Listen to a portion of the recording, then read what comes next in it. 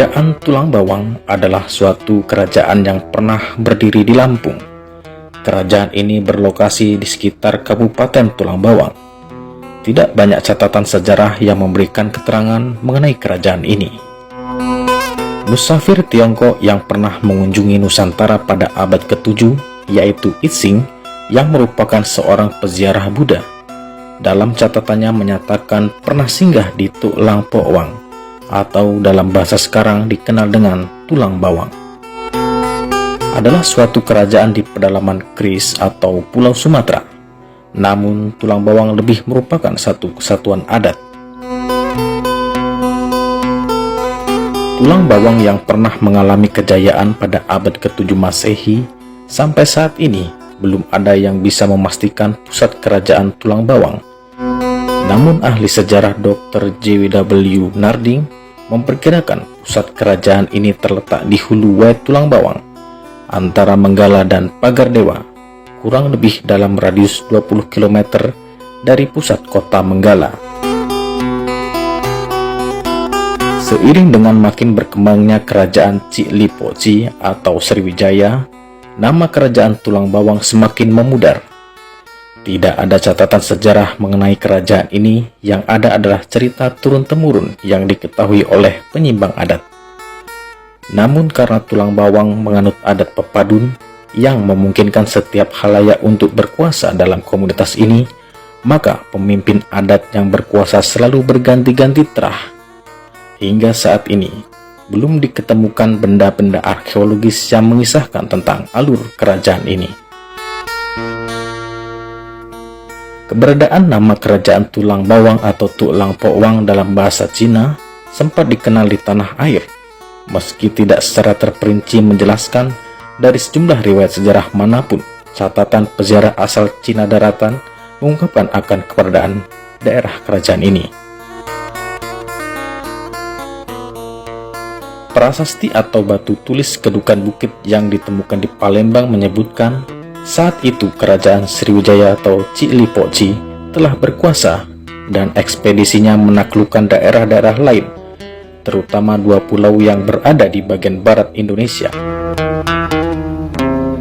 Sejak saat itu, nama dan kebesaran kerajaan Tulang Bawang yang sempat berjaya akhirnya lambat laun meredup seiring berkembangnya kerajaan maritim tersebut. Sejarah Indonesia dan keyakinan masyarakat Lampung menyatakan pada suatu masa ada kerajaan besar di Lampung. Kerajaan itu sudah terlanjur menjadi identitas Provinsi Lampung dalam konteks Indonesia modern. Pertanyaan-pertanyaan yang selanjutnya mengemuka adalah bagaimana asal mula kerajaan Tulang Bawang, di mana pusat kerajaannya, siapa raja yang memerintah, dan siapa pula pewaris tahtanya hingga sekarang. Dalam perjalanan dan perkembangan sejarah kebudayaan dan perdagangan di Nusantara digambarkan, kerajaan Tulang Bawang merupakan salah satu kerajaan tertua di Indonesia. Di samping kerajaan Melayu Sriwijaya, Kutai, dan Tarumanegara, bahkan kerajaan Tulang Bawang yang pernah ada di Pulau Sumatera, Suwarnadwipa ini tercatat sebagai kerajaan tertua di Tanah Andalas. Hal itu dibuktikan dari sejumlah temuan-temuan, baik berupa makam tokoh-tokoh serta beberapa keterangan yang menyebut keberadaan kerajaan di daerah selatan Pulau Sumatera ini. Kebudayaan Tulang Bawang adalah tradisi dan kebudayaan lanjutan dari peradaban skala berat. Karena dari 4 marganya, yaitu Buai Bulan, Buai Tagamoan, Buai Umpu, dan Buai Aji, di mana salah satu buai tertuanya adalah Buai Bulan. Yang jelas, bagian dari Paksian Skala Berak Cenggiring dan merupakan keturunan dari putri si Buai Bulan yang melakukan migrasi ke daerah Tulang Bawang bersama 2 marga lainnya, yaitu Buai Umpu dan Buai Aji. Dengan demikian, adat budaya suku Lampung Tulang Bawang dapat dikatakan lanjutan dari tradisi peradaban skala berat yang berasimilasi dengan tradisi dan kebudayaan lokal yang dimungkinkan sekali telah ada di masa sebelumnya atau sebelum mendapatkan pengaruh dari kepaksian skala berat. Kebudayaan Tulang Bawang yang merupakan penyimbang punggawa dari kepaksian skala berat adalah satu kesatuan dari budaya dan etnis Lampung lainnya, seperti Keratuan Semaka, Keratuan Melinting, Keratuan Darah Putih, Keratuan Komering, Sungkai Bunga Mayang, Ubian Telu Suku, Buai Lima Wai Kanan, Abung Siwa Megau, dan Cikoneng Pak Pekon. Pembagian dan pengaturan wilayah kesekuasaan diatur oleh Umpu Bejalan Diwai berdasarkan daerah-daerah yang dialiri oleh sungai atau wai. Secara harfiah, Buai berarti pemilik sungai atau pemilik daerah kekuasaan yang wilayahnya dialiri oleh sungai. Semasanya daerah ini telah berbentuk suatu pemerintahan demokratis yang dikenal dengan sebutan marga. Marga dalam bahasa Lampung disebut Megau, yang bermakna utama, di mana pada waktu masuknya pengaruh David et Impera, penyimbang marga yang harus ditaati pertama kalinya disebut dengan Salapon. Sela berarti duduk bersila atau bertahta, sedangkan pon atau pun adalah orang yang dimuliakan. Sewaktu penjaga Tiongkok Icing datang melawat dan singgah melewati daerah Selapon, dari Icing sinilah kemudian disebut lahirnya nama Tok Lampok Wang. Sebutan Tok Lampok Wang dari ejaan Selapon, sedangkan untuk mengejanya kata Selapon ini di lidah Icing berbunyi Sela Poun. Berhubung orang Tiongkok ini berasal dari Ke, seorang pendatang dari negeri Cina yang berasal dari Tartar, dan lidahnya tidak dapat menyebutkan sebutan So, maka Xing mengejanya dengan sebutan To, sehingga kata Selapun disebut dengan Tok Lampok Wang. Memang hingga kini belum banyak catatan sejarah yang mengungkapkan perkembangan kerajaan ini.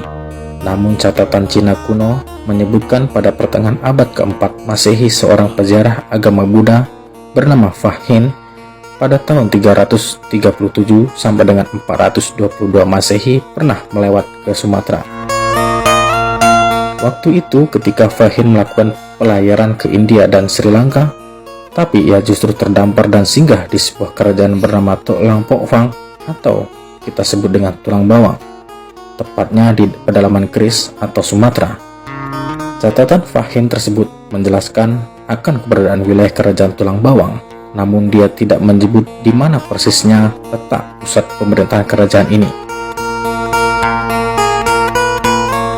Menurut riwayat turun-temurun yang dituturkan mengenai penamaan Tulang Bawang, salah satu sumber menyebutkan bahwa sesuai dengan kerajaan Tulang Bawang yang hingga kini belum didapat secara mutlak baik keraton maupun rajanya, demikian juga peninggalan-peninggalannya, bahkan abad berdirinya pun tidak dapat dipastikan.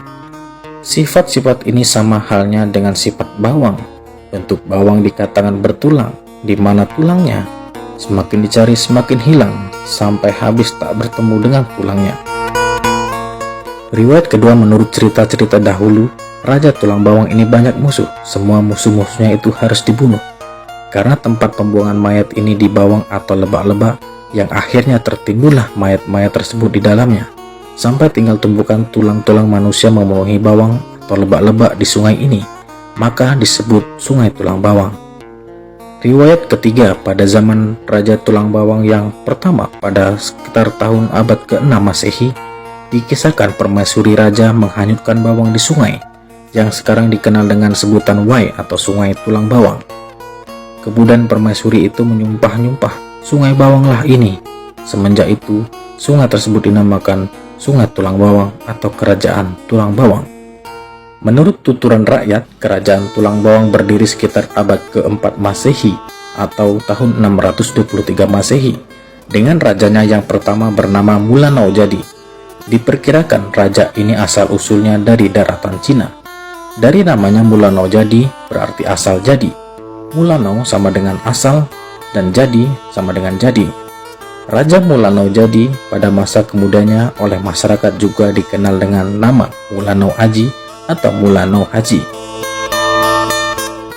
Setelah memerintah kerajaan, berturut-turut Raja Mulanau Jadi digantikan oleh putra mahkota yang bernama Rakehan Sakti, Ratu Pesagi, Oyang Naga Barisang, Cacat Kuci, Cacat Kucit,